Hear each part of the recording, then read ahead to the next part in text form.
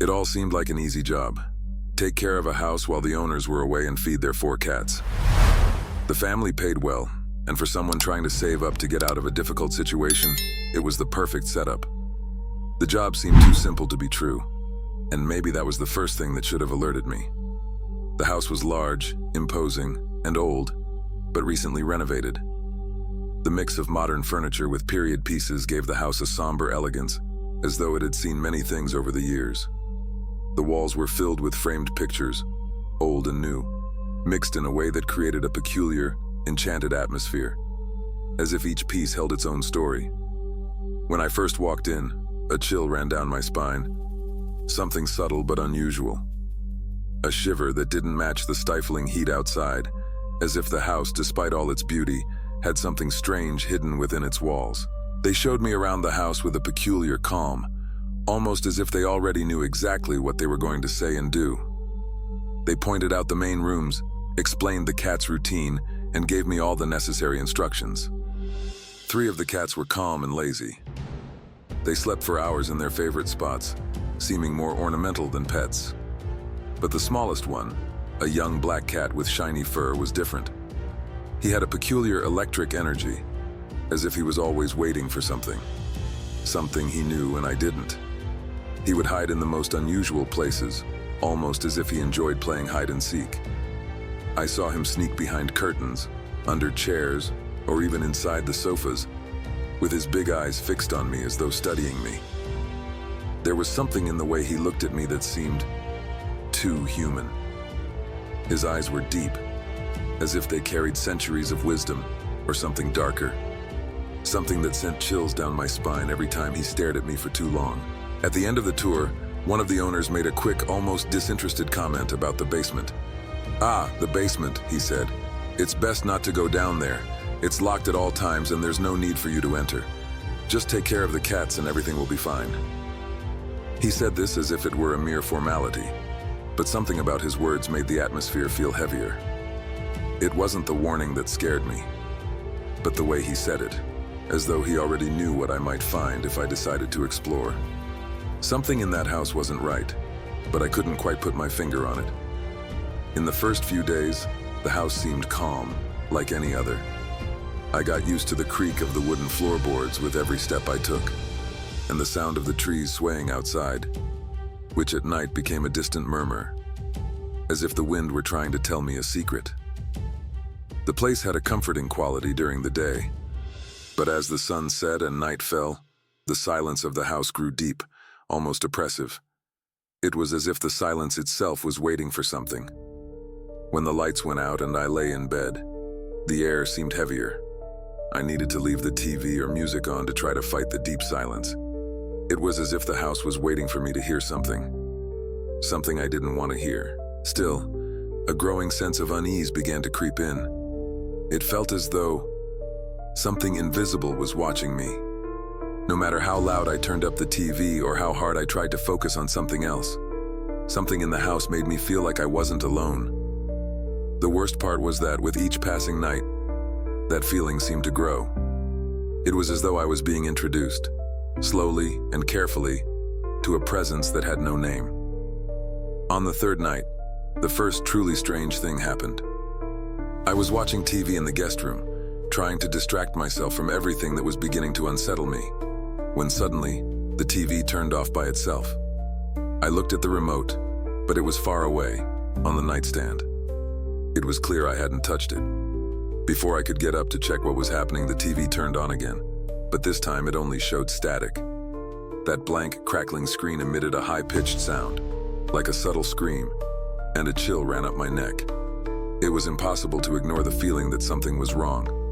I turned off the TV, but at that moment, I realized that the silence in the house had changed. It had become heavier, as if the air around me was being compressed, filled with something I couldn't identify, something that seemed to be drawing closer. Later that night, while I was trying to sleep, I heard soft footsteps, almost inaudible, coming from the hallway. My heart raced. I knew I shouldn't be hearing that, especially considering the instructions the owners had given me. All the windows and doors were locked, and the security system was on. I took a deep breath, trying to calm myself, But when I turned in bed, something made me get up. Maybe it was one of the cats, I thought. But when I got up to check, all of them were in the same place I had left them, lying down, motionless, their eyes fixed on something. They weren't looking at me, but at the hallway door, as though something invisible was there, waiting. Their gaze wasn't one of curiosity, but of fear, a primal fear that made my stomach tighten. I stood still for a moment, trying to understand what was happening, before quickly returning to my room and locking the door. The next morning, something was terribly wrong. One of the cats had disappeared, the small black one, the one who seemed to know more than he should. I searched the entire house, calling his name, checking every room, every dark corner, but he didn't show up. In his absence, a strange silence took over the house. During that silence, I began to hear faint noises coming from the basement, as if something was moving down there. My instinct told me not to investigate, to ignore the pull of curiosity. But my concern for the cat made me grab the key the owners had left, for emergencies only, and unlock the basement door. The stairs to the basement were narrow and cramped, and every step I took made the floorboards creak unbearably. The air down there was cold, damp, as if something had been trapped in that part of the house for too long. The dim light from the bulb hanging from the ceiling swayed with the wind, but its weak glow barely illuminated the space. In the farthest corner of the basement, I saw the cat curled up on the floor. His eyes were wide open, fixed on something behind me. When I turned around, there was nothing there, only more darkness. The feeling of being watched was overwhelming. Something was there, but it wasn't visible. I quickly grabbed the cat, my hands trembling, and ran up the stairs, slamming the basement door shut behind me. I locked it with force, but it felt like the atmosphere had already changed. Something had changed in me, something I couldn't understand. In the days that followed, the house transformed.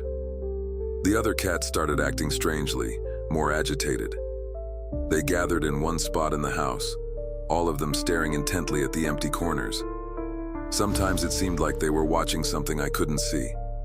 I tried to focus on other things, to ignore the sensations spreading throughout the house. But the next night, I woke up to a sound coming from the kitchen. It was the sound of something scratching at the basement door. When I got up to check, I noticed that the door, which I was certain I had locked, was ajar. The cold air seemed to have seeped into the house, making everything more unbearable. I didn't go down. I just shut the door forcefully, placing a heavy weight against it as though that would be enough to keep everything away. But none of it seemed to work. The silence in the house was now too heavy. I lay back down in bed, trying to control my breathing, but the muffled sounds from downstairs kept going, as if they were trying to make me hear something I didn't want to. It was no longer possible to ignore the feeling that something was there, in the house, watching me from some hidden place. It wasn't a cat. It was something else. The next morning, while I was feeding the cats, I saw something that made my blood run cold. All the cats were gathered in the living room, staring at the window. The curtains swayed slightly, even though there was no wind. When I approached, horror paralyzed me. On the window, there were handprints on the glass, large, deformed prints, as if someone had pressed their face against the glass. But the problem was those marks were on the inside. There was no doubt. I was seeing something I shouldn't be seeing. That very night, everything broke. I was trying to watch a movie to distract myself when the power went out. The house was plunged into total darkness, and the silence was so thick it seemed to have weight. It was then that I heard something that froze me to the bone. My name whispered in the dark. It wasn't my imagination. It was a real voice, low and deep, coming from inside the house. From the basement. The idea of staying in that house became unbearable. I grabbed my things and left as quickly as I could, but before I left, I heard heavy footsteps coming up the stairs from the basement. The door I had locked so carefully began to open slowly. I didn't wait to see what was on the other side. I ran out, leaving the house dark and silent, the front door wide open, as if I had left everything behind. But I knew I couldn't escape.